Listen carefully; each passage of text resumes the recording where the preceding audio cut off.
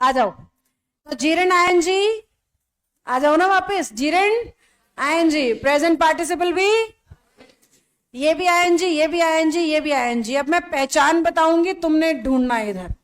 पहचान कहती है प्रेजेंट पार्टिसिपल वाला आईएनजी जब इंग्लिश की लाइन में आएगा तो या तो वर्ब बन के आएगा या एडजेक्टिव।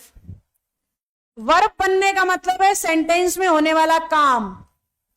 एडजेक्टिव का मतलब है किसी इंसान या जगह की विशेषता, खासियत। इंसान, जगह, वस्तु, किसी की कोई खासियत, विशेषण होती है। सेंटेंस में होने वाला काम वर्ब होता है। ऐसे ही जीरेंड वो आईएनजी है जो लाइन में जाके नाउन बन जाता है। नाउन किसी का भी नाम होता है। किसी के नाम को नाउन कहते हैं, काम को वर्ब कहते हैं, गुण या दोष को एडजेक्टिव कहते हैं। अब हमने इन लाइनों में ये ढूंढना है कहां पे नाम है, कहां पे काम है, कहां पे गुण या दोष है। वहां से पता लग जाएगा कौन पार्टिसिपल है और कौन जीरेंड।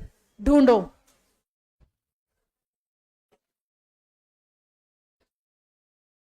He has a dancing doll, उसके पास एक गुड़िया है जिसकी विशेषता क्या है?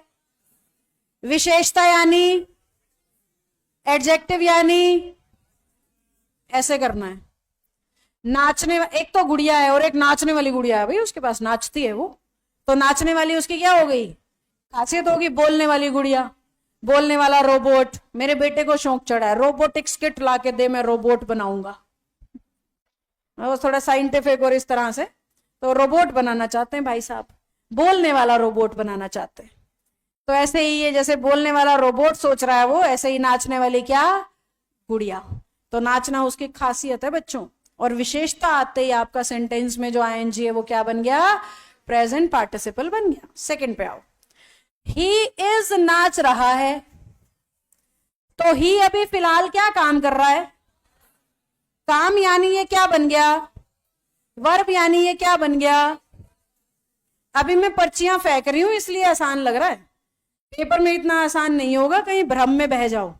ठीक है, टीचर का काम होता है चीज आसान बना के परोसना, बच्चे का काम होता है समझ बनने के बाद प्रैक्टिस करके उसे मजबूत बनाना। ठीक है, तो मैं आसान बनाऊंगी, आपने प्रैक्टिस करके उसे मजबूत बनाना है। ऐसे चलेगा ये सर्कल। तीसरे पे आते हैं। उसकी हॉबी, शौक का नाम क्या है? और नाम क्या होता है? नाउन। नाउन कौन था? क्या हमें बात समझ आई? अब ऐसे बच्चे जो इतनी गहराई से नहीं करना चाहते, उनके लिए शॉर्टकट, बड़े बड़े कान करके सुन लेना। जो आपका जीरेंड होगा वो 90% सेंटेंस के शुरू या लास्ट में आएगा। जब जीरेंड बनेगा, जब नाउन बनेगा, तो 90% बार लाइन या तो उससे शुरू हो रही होगी या लाइन उससे खत्म हो रही होगी। जब वो क्या बनेगा? नाउन बनेगा। जब वो वर्ब बनेगा तो हेल्पिंग वर्ब के साथ होगा पक्का। हेल्पिंग वर्ब के साथ भी गलत, हेल्पिंग वर्ब के बाद होगा। हेल्पिंग वर्ब के बाद होगा। Is, am, are, was, were, ING के बाद होगा जब भी वो वर्ब बनेगा। क्योंकि आईएनजी वाली verb is, am, are, was, were, has, have, been के बिना आती ही नहीं है। आईएनजी कहीं आएगा तो इज उसके साथ आएगा, एम आएगा, आर आएगा, वॉज आएगा, वर आएगा, या has, have, had, been, ING आएगा। इसीलिए बेसिक क्लासेस काम आती हैं। जिन्होंने टेंस पढ़ा है उनको ये बात जल्दी समझ आ गई होगी, जिन्होंने नहीं पढ़ा है उन्हीं के लिए शॉर्टकट बता रही हूं। Is, am, are, was, were, has, have, had, been, ING. इस पे मैंने एक ही उंगली रखी है, has, have, had, been, ING, ये एक ही वर्ब है सारी। तो ये जो 6 वर्ब है ना, इनके बाद मिलेगा ना आईएनजी, जब भी पक्का वर्ब होगा। इनके बाद मिलेगा तो पक्का वर्ब होगा। सेंटेंस के शुरू लास्ट में मिलेगा तो जीरेंड होगा। अब जब भी वो विशेषता बताएगा, किसी ना किसी नाउन की बताएगा, तो जब भी नाउन के बिल्कुल पहले आईएनजी दिख रहा है पक्का वो एडजेक्टिव होगा। नाउन से पहले विशेषण के सिवाय कुछ आता ही नहीं है। पूरी इंग्लिश में कोई ऐसा शब्द है ही नहीं जो नाउन के साथ बैठ सके। नाउन के साथ बैठता ही सिर्फ कौन है? एडजेक्टिव।